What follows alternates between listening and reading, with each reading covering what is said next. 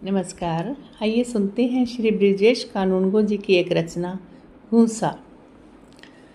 जब घर छोड़ा था तब सारे बाल काले थे। लगभग 20 बरस का अंतराल कम नहीं होता। जिस प्रकार मेरी देह और जुल्फों में बदलाव आया था, वैसा ही कुछ अपने शहर को देखने पर महसूस कर रहा था। बरसों बाद मैं अपने शहर में पैदल भटक रहा था। बहुत ढूंढने के बाद मुझे अपने बचपन का वह प्यारा कस्बा कहीं नज़र नहीं आ रहा था। सब कुछ जैसे बदल सा गया था। कई मॉल खुल गए थे। शहर का औद्योगिकरण भी हो गया था। आईटी पार्क स्थापित होने की तैयारियां शुरू हो गई थी। नई नई कॉलोनियां दिखाई दे रही थी। पुराने रहवासियों ने अपने बड़े मकानों में या तो किराएदारों के लिए चालें बनवा ली थी या फिर उन्हें छोटे मोटे बाजार में बदल डाला था। नगर पालिका परिषद नगर निगम में बदल चुकी थी। महानगर निगम बनने में शायद कुछ ही समय बचा होगा, ऐसा स्पष्ट दिखाई दे रहा था। नगर की सीमा वहाँ तक बढ़ गई थी जहाँ पहले गांव और लहलाते खेत हुआ करते थे। फिकर नोट पान भंडार या क्या चाहिए मिठाई के लिए सीधे चले आइए जैसे बोर्डों के स्थान पर गुप्ता कंस्ट्रक्शन अथवा कृष्ण कॉलोनी जैसे बड़े बड़े बोर्ड लटके नजर आ रहे थे। पत्नी का आग्रह था कि बिटिया का विवाह अपने शहर में किया जाए। रिश्तेदार और परिचित सब इधर ही हैं। उधर हैदराबाद तो कोई आने से रहा। अपना घर है ही यहाँ, छोटा भाई यहीं रहता है। अगर अपनों के बीच कार्यक्रम होता है तो बहुत अच्छा रहेगा। और हम यहाँ आ गए अपने शहर। शहर जरूर बदल गया था, मगर हमारा घर वैसा ही आज तक था जैसा हम छोड़ कर गए थे। मैंने महसूस किया था कि वे सब घर वैसे ही हैं जहाँ संपत्ति का बंटवारा नहीं हुआ था। हालांकि ऐसे घरों की संख्या कम ही थी। हम बाहर थे, भाई यहाँ नौकरी कर रहा था। स्थानीय नौकरी थी, इसलिए ट्रांसफ़र आदि का झमेला नहीं था। अगर बंटवारा हो जाता तो अभी तक हमारे घर में भी 4 दुकानें निकल आती।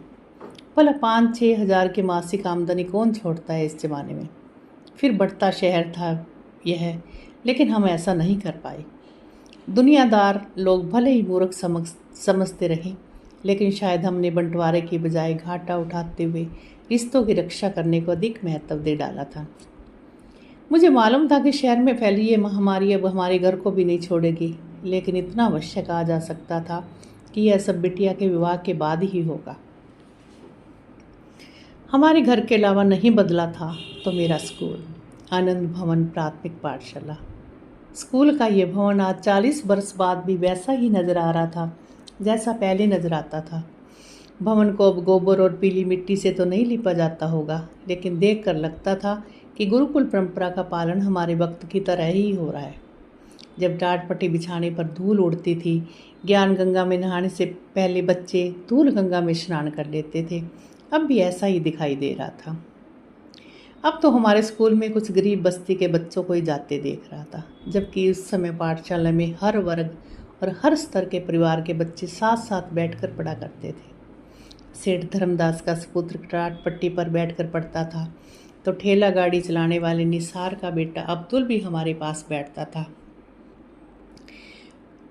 पुरोहित बिंद्रावन लाल का बेटा वंशी भी उसी स्कूल में पढ़ता था। वहीं मैं भी नंगे पैर कपड़े का बना बस्ता लटकाए स्कूल की ओर दौड़ पड़ता था।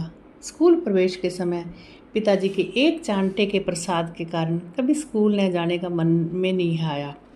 बस्ते का बोझ दौड़ने में कभी बाधक नहीं बना।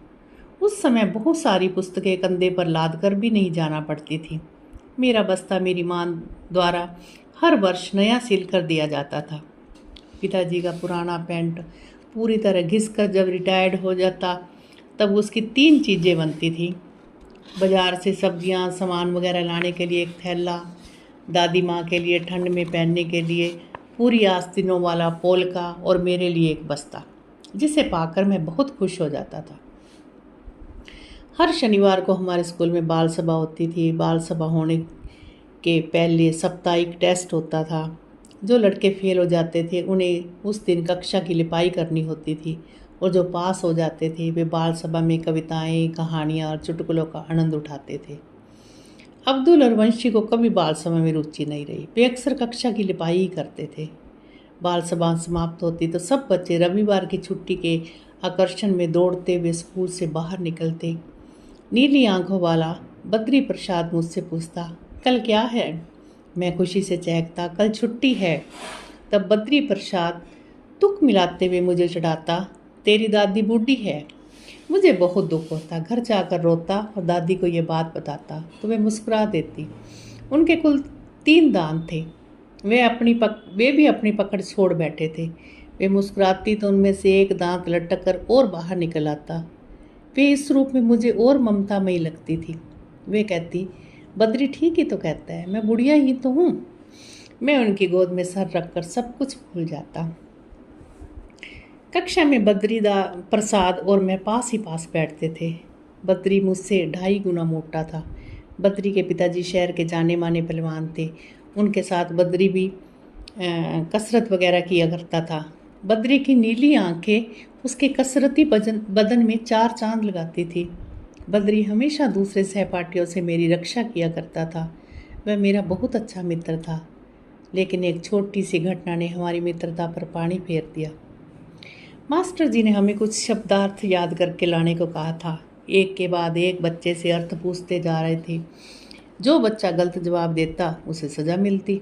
उसे पास बैठे सहपाठी का घूंसा खाना पड़ता था। हालांकि मास्टर जी से धोल जमाना ही कहते थे, लेकिन बच्चे पड़ोसी की पिटाई बड़े ज़ोरदार ढंग से किया करते थे। बल्कि हर एक को इंतज़ार रहता था कि कब अपना पड़ोसी गलती करे। जब एक बार मेरी बारी आई तो मास्टर जी ने पूछा, बताओ रघुवीर, शक्तिशाली यानी क्या? और मैं बगले झाँकने लगा। पास में ही बद्री पहलवान बैठे थे। इशारा होते ही मुझे लगा कि मेरी पीठ से कोई वजनदार चीज़ टकराई है और पेट में जैसे कोई गड्ढा सा गहराता जा रहा है। आंखों के सामने सितारे उभर आए। मैं गिर पड़ा।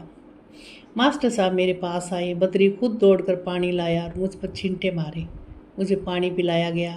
मैं तो ठीक हो गया, लेकिन उसके साथ ही मास्टर जी की उस पिटाई परंपरा का भी अंत हो गया। बाद में मैंने बद्री प्रसाद से सदा के लिए बोलचाल बंद कर दी। फिर कभी हम एक दूसरे से नहीं बोले। मैं उससे दूर इस्माइल के पास बैठने लग गया। बचपन की यादों में डूबा मैं हमारे स्कूल से लगे बाजार में जहाँ खड़ा था, ठीक उसके सामने बर्तनों की दुकान थी। मेहमानों को विदाई में उपहार स्वरूप स्टील की प्लेट देने की योजना थी। मैं दुकान में चढ़ गया। भैया ज़रा स्टील की प्लेट दिखाना, मैंने कहा। ज़रूर देखिए साहब, दुकानदार ने पलट कर कहा। हमारी आंखें मिली। दुकानदार की शक्ल मुझे जानी पहचानी सी लग रही थी। बस मेरा हाथ मेरी पीठ की तरफ गया। दुकानदार ने मुझे पहचान लिया था। तुम रघुवीर ही हो ना? वह काउंटर छोड़कर बाहर आ गया और मेरे गले में उसकी बाहें हार बनकर अपने शहर में मेरा स्वागत कर रही थी।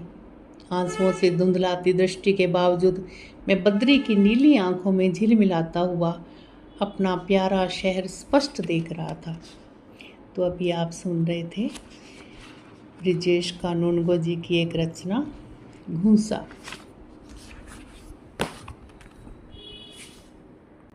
नमस्कार, आइए